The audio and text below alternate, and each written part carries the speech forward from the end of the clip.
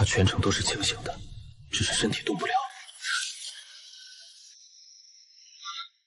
哪怕掘地3尺，也要把那个雌兽挖出来。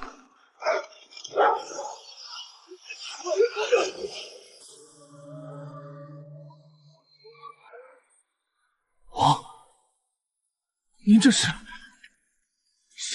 谁敢对王下手？我到底穿了个什么离谱身体？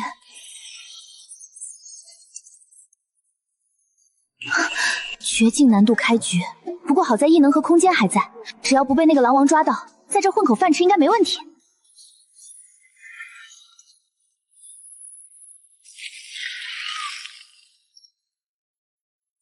木系异能，小生一击。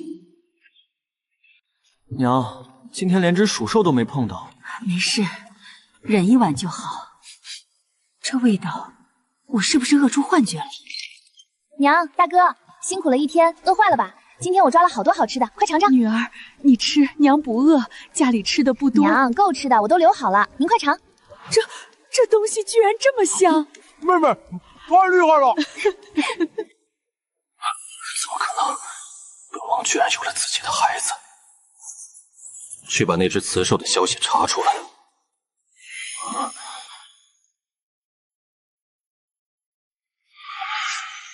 那只小白兔，你跑不掉的。吃饱了，明天继续搞切。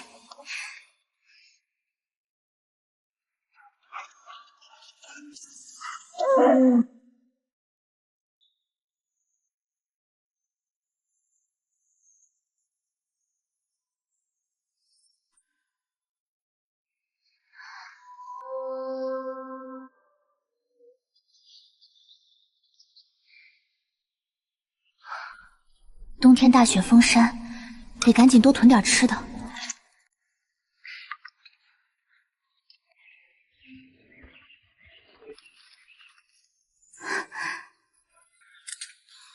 他在刨草，那草能有什么吃的？这个叫萝卜，能吃的好东西。这我们真能吃？你们要是不放心，就等等看我会不会出事。我要是没事儿，你们再来挖也不迟。他竟然敢亲自以身试吃！要是这真能吃，他可是部落第一个发现新食物的功臣。其实我就是知道这是萝卜而已。都是属下无能，没保护好王，竟让白之翼那个雌兽混到王身边。不过王您放心，那个白之翼现在落到兔子堆里了，只能靠啃草为生。我们发现他的时候，他正在刨地找草吃，还说那玩意儿能吃，用不了我们动手。他光靠吃草，估计1个月就得饿。王动怒了，我说错什么了？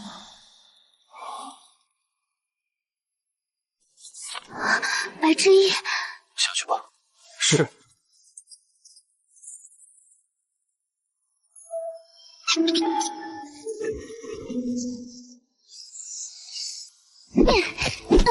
肚子怎么沉甸甸的？要是来一阵风，把这些全吹下来就好了。不会吧，真被我说中了！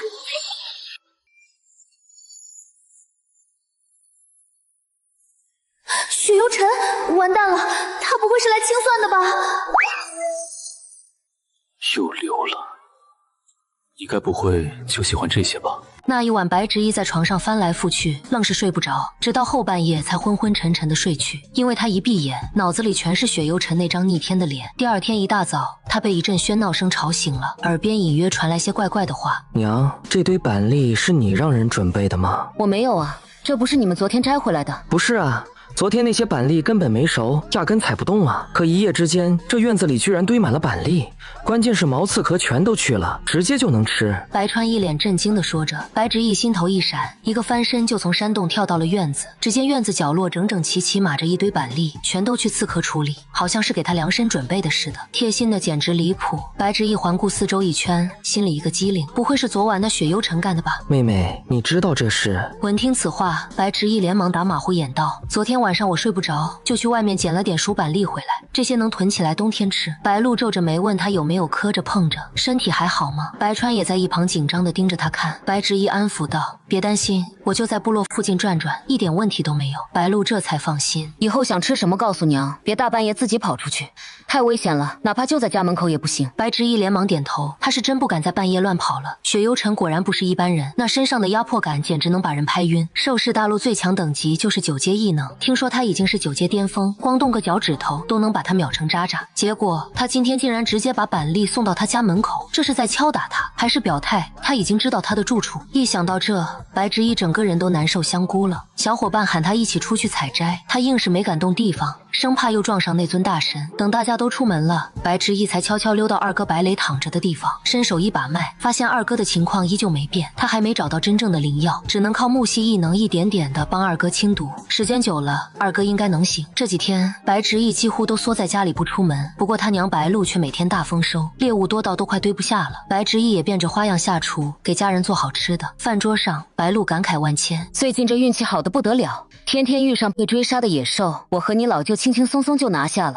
闺女你放心，吃不够娘再出去给你打几只。因为连续几天的收获，白露信心暴涨，她能感觉到女儿饭量越来越大，但还好自己打猎也越来越有手感。白执一也察觉了自己现在怎么吃的越来越多，而且饿的也越来越快。虽然他努力节制，可每天大半的食物还是进了他的肚子，但娘和大哥却看他眼神都亮闪闪的。因为白执一刚被赶回来那会儿，一句话也不爱说，饭也吃不下，瘦得跟猴似的。如今能吃能笑，一家人看着他都乐开了花。白执一从没怀过崽，所以压根没意识到自己为啥能吃得这么猛，并且打猎这事，白执一是真有点摸不着头脑。他娘最近运气爆棚，打猎次次大丰收，几乎天天都能扛头野猪回家。要搁以前2、3天猎杀到一只野猪都得谢天谢地，以至于他这几天大鱼大肉吃的嘴都腻了，竟然开始惦记起大米饭和馒头香了。吃完早饭，他就喊上之前一块采摘的小伙伴们，还拉上大哥白川一起上山找吃的。小伙伴们得到消息后，全都激动的不行。白执一，你终于肯出山了，太棒了！你上回教会了我们挖蘑菇和胡萝卜，我们最近又挖了一堆呢，哪怕家里人打不到野兽，咱也不怕饿肚子了。还有谢谢你教的蘑菇萝卜汤做法，煮出来那味道香翻了，直接生吃那根本没法下嘴。大家七嘴八舌的围着他说个不停，眼里全是光。执一被大家的热情逗得咯咯笑，一行人浩浩荡荡上山去。执一说往哪儿走，大家就屁颠屁颠的跟着走。走到山头的北边时，顺手采了些木耳，还教大家怎么泡木耳，怎么炒才好吃。大家听的那叫一个认真，眼神都亮得跟灯泡似的，一个个冲着木耳就开挖了。白执一在附近晃悠了一圈后，结果又让他发现了红薯，眼前顿时一亮，有红薯那就能搞糖做淀粉了，赶紧挖了一大堆丢进空间，心里想着用一些红薯做种，明年春天就在部落边上开垦块地，够大家吃上一辈子的。然后他把大家喊过来，告诉大家这个叫做红薯，只要用水煮一煮就能吃。大家听了都激动的不行。白执一，你也太牛了吧，这才多久又发现新食物？以前我们兽人压根不知道这些能吃，蘑菇、萝卜、红薯全没人动过，满山都是，现在知道了，简直就跟进了食物宝库，家里有吃的就安心多了，不怕打不到猎物了。说完大家就一窝蜂开挖，不一会儿功夫背篓就全装满了。岩阳感慨着道，还好有这些野菜顶着，最近猫族狩猎的频率太猛，很多野兽都被他们猎杀了，我们兔族能打到的猎物都变少了。白草草皱了皱眉，猫族是不是故意针对我们兔族部落？秋实摇摇头，可能不是，我爹娘打猎时不小心听到他们说话，说是要给他们未来的部落添交补吃食的。白执一听到这，神情一动，是卡塞吗？卡塞就是他大哥白川的前妻，2年前大哥刚成年时就是5阶勇士，作为当时兔族里的强者之一，大哥被选中跟猫族族长的闺女卡塞联姻，可新婚夜却被猫族族长强行灌下鹿血酒，让大哥直接昏了一整晚。第2天醒来后，实力直接从6阶掉到了2阶，卡塞开始嫌弃他，当场就把他扫地出门，赶回兔族。居然是他，听说他已经突破6阶了，怎么可能？他之前不就3阶吗？不过刚成年有3阶也挺猛啊。当然咱家娘白露年轻时就是6阶啊，他当时在皇城可是被各大部落的追捧和争抢，只是自从去了中区皇城一趟，回来后就失忆了，实力也从6阶掉到了3阶，这些年一直都没什么起色。还是前段时间白执一回来后，我们才知道他当年居然把亲闺女都忘在了皇城。猫族跟我们一样都是低等部落，因此卡塞能爬到6阶真的太不可思议，说不定什么时候就被皇城哪个权贵雄兽看上了。我还听说他都快成雪狼王的伴侣雌兽了。听到这话，众人脸色齐刷刷变了。这话可不能乱说啊！是猫族那些狩猎勇士说的，不是我编的。兔族众人没人希望猫族和雪狼族有啥勾连。平时狩猎的时候，猫族就老欺负兔族。大家提起卡塞和猫族，没一个有好印象。这时白川低下头，双拳紧握，满脸都是自责。白执一摸着下巴分析起来，所以说最近才不好打猎。白草草点头，对对对，就是这样。然而白执一越想越觉得不对劲，这几天猎物明明少得可怜，可娘亲和舅舅偏偏天天都能背着满满一堆的食物回来。关键娘亲说的还很轻描淡写，一点都不费力的样子，这就有点耐人寻味了。他突然想起那天早上醒来，院子里出现的猎物，心里咯噔一下，难道是那个人？随后他又摇摇头，不可能吧，我居然以为那是雪幽城搞的。原主名声那么臭，雪幽城作为北区王兽，随便一查就能知道他的底细，怎么可能帮他？我可没这么大脸。白执一想了片刻后开口，走吧，咱们先撤回去，得找个时间探探猫族那边到底啥情况。他总觉得猫族好像在故意整他们，猫族要真是这样，他可不会手软，对猫族下狠手。正打算往回走的时候，白执一忽然耳朵一动，听见了动静，众人立马噤声，赶紧躲起来。白执一话音刚落，大家迅速变身兔子，钻进了周围的洞里。没过多久，两个猫族雄兽路过此地。刚才好像听到点动静，怎么啥都没瞧见？可能咱来得太晚了，他们走远了，可真便宜他们了。要是逮住几只战斗力不错的兔兽，咱们这回肯定能立大功。没错，但关键是得先把白川找出来，先弄死他，然后再灭了兔族一族，这样卡塞嫁给那个兽夫的事就能彻底抹干净，更方便他做雪狼王的正牌辞办。当初原本算计让他死在野兽爪下，结果他命硬跑了出来。这两个猫族都是4阶强者，自信得很，所以才敢来兔族地盘上巡逻。他们一边聊一边走，压根没察觉兔子们就在旁边，反倒是白川听得脸都白了，双手死死扣着树洞边，强忍着情绪翻涌。白执一默默聆听，整个人却如寒冰笼罩，眼神里满是杀气。两个猫兽继续说着，就算白川逃了也无妨，勇士们早已围攻他们部落首领和白川的娘，只要抓到他们，白川自然就得现身，到时候想宰他轻而易举。而且兔族没了首领，咱们直接拿下他们部落也是轻松事。话还没说完，一阵冷风陡然刮过，树叶瞬间枯黄飘落。那是白执一动用了木系异能，唰的一下，他瞬移到一名猫兽面前，刀光一闪，当场结果了。对方另一只4阶猫兽反应过来，立刻朝白执一出手。白执一刚强行吞噬自然灵气提升实力，身体一时吃不消，肚子都有点抽疼，但他顾不上这些，今天他必须杀了他们。他白执一最护短，谁敢动他家人那就死。这时候白川他们也反应过来了，纷纷冲出来支援。白川第一时间就冲到妹妹面前，哪怕没啥战力也要拿命护妹妹。白草草咬牙爆发，腾空一跃，直接挡在白执一身前，手中利刃劈向猫兽。其他人也没闲着，迅速挥动骨刀抵挡猫兽攻击，可就听咔嚓一声，他们的骨刀竟被震得碎裂开来。在场最强的也才3阶，打起4阶来差距太悬殊。但就算如此，他们也拼了命要护住白执一。猫兽暂时被牵制住，给了白执一喘息机会。看着众人都受了些伤，白执一心中五味杂陈。他咬紧牙关，举起手中骨刀，然后汇聚全部的木系异能，抓准机会，一刀刺向猫兽的咽喉，一击完成击杀。但还没高兴半秒，白执一的肚子就一阵剧痛，头也开始发晕。他赶紧扶住身旁的树，强忍着恶心感。执一，你怎么了？执一，你还好吗？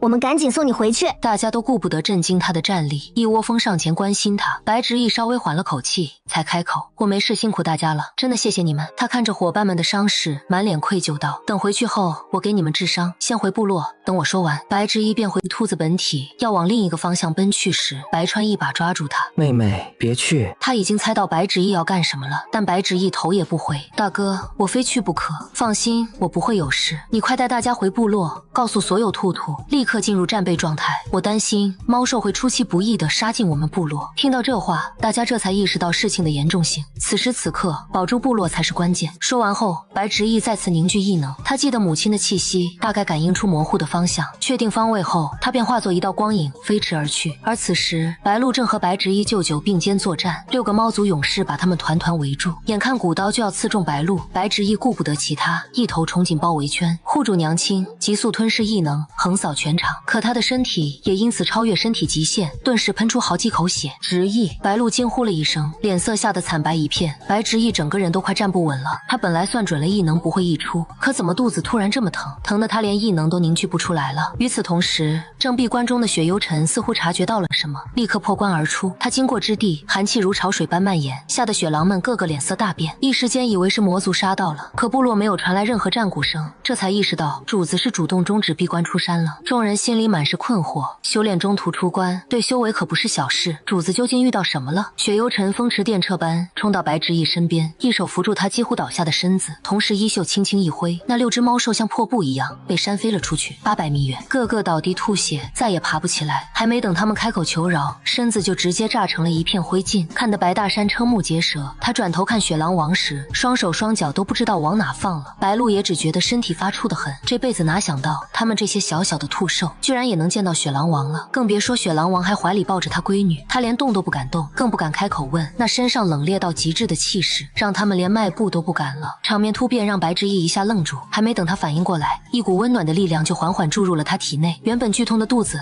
也慢慢缓和了下来，全身都轻松了不少。白执意猛地睁大了眼睛，这才看清眼前俊美的像画中仙的人，正是雪狼王本人。他吓得整个人条件反射的一缩，雪幽尘轻轻按住他，柔声道：小雌性，别乱动。因为白执意吸收异能过量，身体被严重反噬，雪幽尘正将自己的力量渡给他，为他修补受损的身体。在他治疗下，白执意只觉得浑身像泡在暖泉里一样舒服。他怔怔看着雪幽尘，不得不说他真的帅得离谱，光是盯着他就忍不住回忆起那天晚上的事，一些画面不受控制地浮上脑海，让他一阵脸红心跳。雪幽尘眉头微皱，见他情况稳定了，才抬手替他轻拨散落的发丝，温柔道：今天别逛了。他的声音冰冷中带着低沉磁性，那尾音一挑，轻易就能撩动人心。白执意有些尴尬地抽了抽嘴角，现在他被他抱在怀里，身体虚弱的连走路都困难。他不是不想逛，他是怕被这位大佬找事清算，毕竟刚才他随便一挥衣袖，6只猫兽就被秒成了灰，这实力堪称恐怖如斯。白执意眨了眨眼，轻声道：刚才谢谢你。雪幽尘看着他那双干净水润的眼睛，心头忽然软了一下，他低声说道：你怀了我的孩子，护你照顾你是我应尽的责任。这句话就像一颗炸弹突然扔了下来，白执意脑子瞬间炸开。你说什么？我怀了你的孩子，一次就怀上了？之前他根本没往这方面想，现在一下子联想到好些异常，比如最近老是梦见一只通体雪白的小雪狼，饭量大了，吃完还总是饿得快，还有刚才一用木系异能，肚子就开始剧痛。他突然惊喜地睁大了眼睛，摸着肚子一阵激动：我宝宝没事吧？我真的不知道我刚才身体有点受伤，会不会伤到他？我不是故意的，我真的很喜欢宝宝。雪幽尘看着他一脸担心的模样，伸手轻轻揉了揉他的发顶，温声安慰：别担心，他很好，一点事都没有。还有，谢谢你愿意为我孕育子嗣，我知道这会很辛苦，接下来我会好好照顾你。白执意这才松了一口气，那就好。等雪狼王雪幽尘亲自抱着白执意回到部落后，整个兔族部落瞬间沸腾了。雪狼王不但干掉了来偷袭的猫兽，还把白执意肚子里的孩子也保护好了。兔兔们喜气洋洋，觉得从今以后部落稳了，再也不怕猫兽来犯了。山洞里，白执意坐在石床上，看着床边那个气质清贵的雪幽尘，总觉得自己这个破山洞怎么都配不上他这股仙气。他能来，真是太委屈他了。但雪幽尘却一点都没有不自在的样子，温柔开口：你身体还有哪不舒服的地方吗？白执意摇摇头：没有了，现在感觉好多了。吃下雪幽尘给的灵丹后，本来像碎掉的身子，现在只是有点虚弱。他还给他灌了大量力量，那些可是珍贵无比的能量，他却毫不犹豫地给他用上了。原本看着冷若冰霜的这只大白狼，其实温柔的让人心里发软，尤其那双眼睛带着浓浓的关心。可白执意心里还是不敢多想，毕竟他是因为他怀了他的孩子，他才这样待他。白执意对上雪幽尘的眼神时，只觉得那双绝艳的眸子能把他的魂都勾走，心跳得跟鼓似的。他心头一慌，低头小声说道：那天晚上其实我不是故意的。话一出口，他真想咬掉自己舌头，这种鬼话说出来谁信啊？那迷情花分明就是他下的，虽然是原主干的，但他刚穿越过来，现在就是他了。雪幽尘没说什么，只是淡淡的开口：那你为什么要逃？白执意猛地抬起头，心虚的要命，都不敢直视他那眼神。雪幽尘仔细看着他的神情，得出结论：怕我。白执意睫毛轻轻一颤，内心慌的一批。你是雪狼王吗？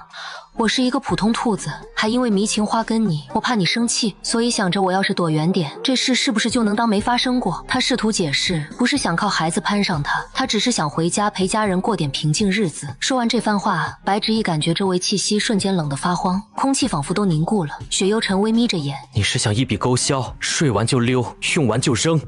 你撩完人家，现在当什么都没发生？他的声音冷到刺骨，释放出来的寒意仿佛能穿透骨头，钻进心脏。白执意只是感受了一下这压迫感，就知道他是真的生气了。这语气怎么听都像在说他是个没责任心的渣兽。他忽然想起，这是兽食大陆啊，在这里要是雌兽睡了，雄兽又不负责，确实挺过分的。现代人的逻辑在这里完全颠倒了。他本来以为雪幽尘是兽王，肯定不屑让他负责，巴不得他滚远点，但现在看好像不是这么回事。白执意眼神飘忽不定，不太敢看他，支支吾吾道：“是跑了，我就是一晚上没回家，怕我娘他们急，想着赶紧回去看看。”雪幽尘眉头一挑，没戳穿他，只是似笑非笑地盯着他。那然后呢？白执义只好硬着头皮继续说：“你是雪狼王啊，我们北区的兽王，哪会看得上我这种小兔子？而且我名声也不好，不敢多想。”雪幽尘低声开口：“你既然知道我是谁，那也该知道招惹了我，就别想当做什么都没发生过。那个，我可以补偿吗？”说着，白执义伸手轻轻扯住他的衣袖道：“你想要什么？”雪幽尘定定地看着白执义，那双眼睛如同漩涡一样，仿佛要将他全部给吞进去。白执义突然间感觉到口干舌燥，是被他眼神一看，全身都仿佛酸软起来。白执义咽了咽口水道：“你想要孩子吗？”雪幽尘伸出手来，轻轻撩开他的头发，手指轻抚他的唇瓣，眼底带着势在必得的神色。此刻的他身上气势释放出来，没人能拒绝他。雪幽尘手环住他，直接吻了下来。白执义全身狠狠地站立了起来，他发现身体不受控制的想迎合，全身都仿佛过电一样，酥麻的厉害，渐渐地吞噬着他所有的气息。过了许久，雪幽尘才微微放开白执义，此时白执义软得一塌糊涂，整个人只能靠在雪幽尘的怀里平复呼吸。雪幽尘就这样抱着他，轻抚他的长发，缓缓低头，在他耳边道：“要你怕也没用，逃也没用。招惹了我，便不能当做什么都没发生。从今往后，我是你的受夫。”他要的是他的全部。白执义听到这番霸气十足的话，只觉得心弦都狠狠颤动。受夫雪狼王雪幽尘成为他的受夫，这是白执义想都没敢想的事情。白执义也知道，在绝对的实力面前，他的任何反抗都没有用。不过雪幽尘做他的受夫，他真的不吃亏。不过似想到什么，他开口道：“那你也不能跟猫族卡塞扯上关系，他要为大哥报仇，绝对不允许卡塞攀附上雪幽尘。若是卡塞真的攀附上，雪幽尘背后有雪狼族撑腰，他要为大哥报仇就很难。”听到这句话，雪幽尘清冽的眼眸中眼波似水，神色比刚刚柔和了一些。他好似宠着他道：“没有别的雌兽，除了你，没有任何雌兽。他要是惹你不高兴，那便灭了他。”雪幽尘轻飘飘地说出这样一句话来，仿佛只是最简单的一件事，或者灭了整个猫族，只要你高兴。白执义心弦狠狠一颤，他看向雪幽尘，对上他温和又淡漠的眼眸，意识到他是认真的。白执义可不敢拿瞧雪狼王，没事，我自己来解决吧。他不是依靠别人的人，若是依赖成习惯的话，他怕自己沉沦，就变得不是自己了。眼下因为雪幽尘的出现，猫族任何猫兽都不敢再对兔族做什么，正好方便他为大哥报仇。他本以为要好好解释一番，没想到他只要说他就答应，好像很尊重他的想法，很支持他一样。这种感觉让白执义心里其实挺舒服的。他定了定心神，待平顺呼吸后问道：“对了，那天的板栗是你送来的吗？”“你喜欢吃，我再多弄一些过来。”“不用了，那些就足够了。家里地方小，食物太多，储存不了空间，又不想暴露。还有我娘，我舅舅最近打猎，猎物增多也是你安排的吗？”“是我让手下安排的，只是这2天有别的重要的事情，我调手下去处理，却没想到就是调离这2天，就发生了意外。”雪幽尘眼底掠过一道危险的暗芒，虽然之前白执义心中有猜测，但却不敢相信，心里若说不触动都是假的。想象中的报复没有，倒是多了一个兽王做受夫，估计能气死想要成为雪幽尘受夫的卡塞。这样挺好。白执义眉眼弯弯，露出一个明亮的笑容，铁诺道：“谢谢你，这几天因为那些食物，我没有饿肚子。”“这样挺好，谢谢你，这几天因为那些食物，我没有饿肚子。”雪幽尘轻润道：“以后你也不会饿肚子，我来照顾你和孩子。”白执义真诚地感谢雪幽尘，这几天担心的心情也落到了实处。随后白执义继续解释道：“我大哥本来有5阶实力，但从猫族回来，实力就没了。我怀疑跟卡塞有关，而且他们还想杀了大哥，所以我想弄清楚这件事再报仇。”雪幽尘眼底掠过一道忧色，冷冽道：“你大哥被挖了天赋骨，实力被掠夺了。”听到这句话，白执义心中一惊，所以我大哥是被卡塞算计了。卡塞突然间从3阶到了6阶，是因为夺了我大哥的天赋骨力量吗？雪幽尘安抚地摸了摸他的头发，温声解释道：“只有极少数的兽生来便有天赋骨，修炼速度快，能快速提升自身力量。你娘拥有天赋骨，只是10多年前碎裂掉了，所以实力变弱。你大哥天赋骨没了，所以现在才没有任何实力。一般来说，没有人能挖去对方的天赋骨，除非拥有魔族血脉。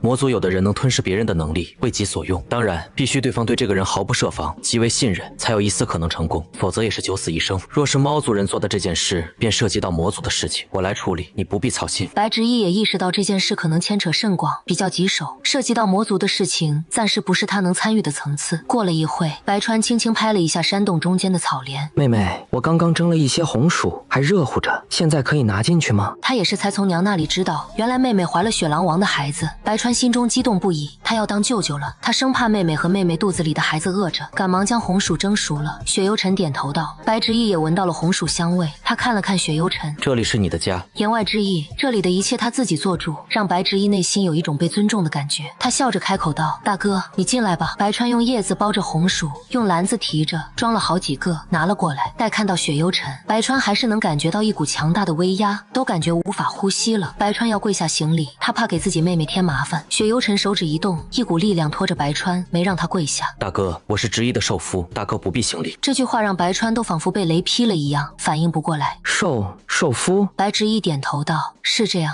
大哥，你是不是回来后经常觉得骨头那里疼？”白执意用手指了指大哥后背骨头那个地方。白川愣了一下，然后用手捂着后面的地方道：“妹妹，其实没事。”他努力想掩饰点什么，但看他的神色，白执意如何能不清楚？大哥，你可能被卡塞算计了，你的天赋、你的能力都被卡塞给夺去了。他正是因为夺了你的力量，才会在短时间内提升到6阶。白川听到这番话，脸色大变，脸上的血色都一下子褪去了。一直以来想不明白，甚至怀疑的事情得到了证实，让他的心中极为痛苦。白川自嘲一笑：“原来如此。”白执意看着大哥这个样子，担心道：“大哥，你不要担心，你的实力一定会恢复的。”他希望看到意气风发、自信爽朗的大哥。白川平复下心中翻涌的情绪，将红薯递给妹妹，便识趣的快速退下去了。白执意把红薯递给雪幽尘道：“这是蒸的红薯，你尝一尝。”雪幽尘接过白执意递过来的红薯，清冽的眼眸露出微微诧异的神色。这是食物，是他从未见过的食物。白执意笑吟吟道：“对啊，这是我们在后面山林里挖的食物，这叫红薯，很好吃的。”白执意说着，剥开红薯皮，开始吃了起来。看着白执意眉眼弯弯，脸上带着甜美的笑容，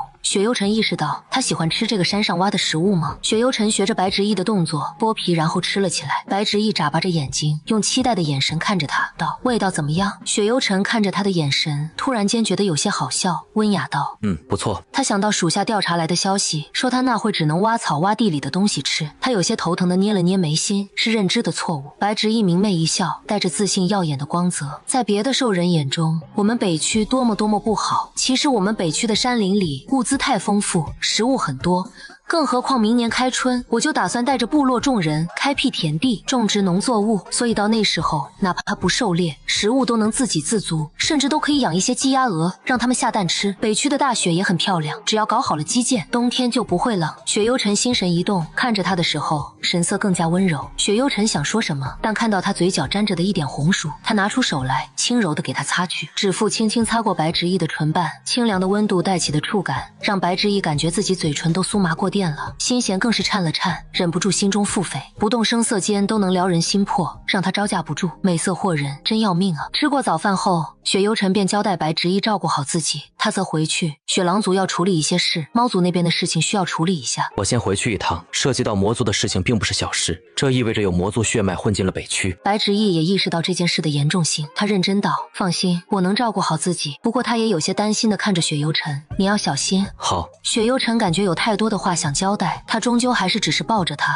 低下头吻了吻他的唇瓣。过了许久，他才放开白执意，低声沙哑道：“乖乖等我回来。”好。待雪幽尘离开后，白执意也没闲着，准备上山寻找食物。得知白执意要出去，白鹿虽然不放心，但看女儿坚定的神色，只能去找了自己大哥。5阶的实力，再加上白执意自身也有一些实力，安危应该不成问题。白执意一边在路上走，手一边去碰一些草丛，吸收一些木系异能力量。路上看到了一些小山枣、山楂，白执意也没急着采摘，他先多逛一逛，找重要的食物。但逛到中午的时候，也没发现什么重要的食物。白执意只能先爬上树，从高处看一看。白川看着妹妹要爬树，二话不说的带着她一跃而起。上了树，白执意感慨道：“还是大哥厉害，5阶实力就是不一样。”白川可不敢自夸，雪狼王那才是真正的天才，据说一出生就拥有2阶实力，现在也才20岁，却已有9阶实力了。白执意也知道，整个兽氏大陆现在9阶实力就那么几个。刚想说什么，他突然间在远处山坡上看到了一片黄。白执意不敢置信的使劲眨了眨眼睛，确定是黄豆，整个人都激动起来了。他脑海里闪现出豆腐、豆浆、豆腐脑等食物，炖豆腐汤、炒豆腐、用豆腐炖鱼等等。而此时白川也感觉到这一刻妹妹身上的气息变了，他顺着白执意的眼神看过去，只看到了一片草丛都泛黄了。那有什么东西吗？他怎么看都没看出来，但白执意却很激动，直接从树上一跃而下。大哥，去那边！白执意跑得飞快，白川虽然心中中疑惑，但也一跃而起。随着白执意快速来到山坡的地方，